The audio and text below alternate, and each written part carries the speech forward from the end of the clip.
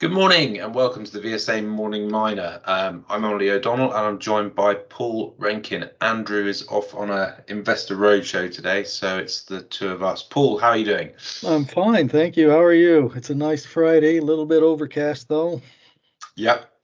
I've only got a half day today. Got a friend's wedding this afternoon, delayed from COVID, so that's why it's on a Friday.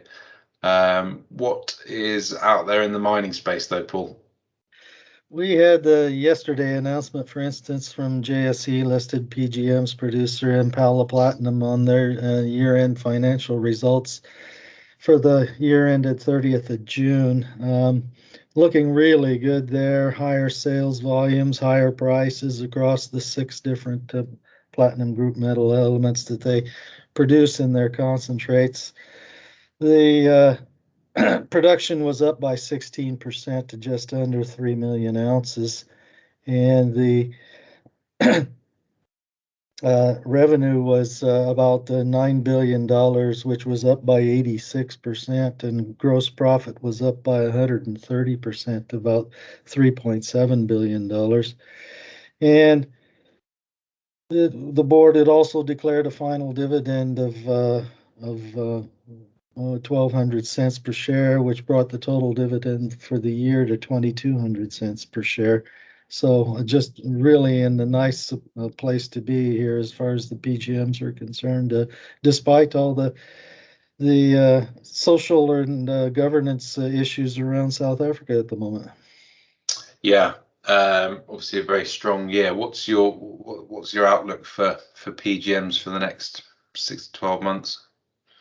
Well, I kind of, in my own view, I think that it's going to be a relatively stagnant market here unless we get some clear sign that the Chinese market is going to rally a little bit here going into year end.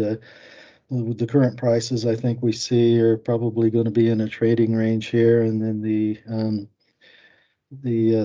demand in the marketplace, particularly for the catalytic converters, as auto production is going to be a little bit off too because of the shortage of semiconductor chips. I think it's going to be just in a trading range here for a little while. Okay. Any other news? Yes, the news came out by Base Resources. That's the dual listed mineral sands miner on the east coast of Africa. They did put out the PFS statement for the Bumamani Dunes, which is a satellite area to the existing Kwale mine operation, and they have determined that it is mineable at a profit, but only adds about 7.5 months of mine life. So it would carry the full Kwale mine operation out to the middle of 2024 or so. I find that a little bit disappointing, and I think management would have been hoping for more too, because they've been relying on the Kwale mine being able to sustain production out to when their Toliara deposit in Madagascar is developed and built, but they've got permitting delays there in Madagascar, so they could have used the longer time limit here. Okay. And I see the aluminium price is at a 10-year high also. Yes, it is right around $1.21 a pound, which is pretty exciting. I think aluminum being one of the basic metals out there that's needed all across the world for all kinds of things, including in particular, the electrification of the economy over the next 30 years. So, with the strong pricing like that, it and the Chinese, otherwise, are a little bit disadvantaged in that regard with high prices. They can sell at high prices, but they've also got excess smelter capacity in China. So the demand for concentrates just means they have to pay higher prices for those cons at the moment with those prices like that.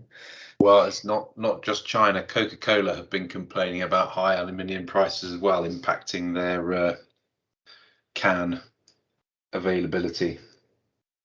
So yeah, it's being felt across the industry here at this point. But any juniors that have deposits that haven't been funded for advancement at the moment, and I know of a few. They certainly will be liking this price environment.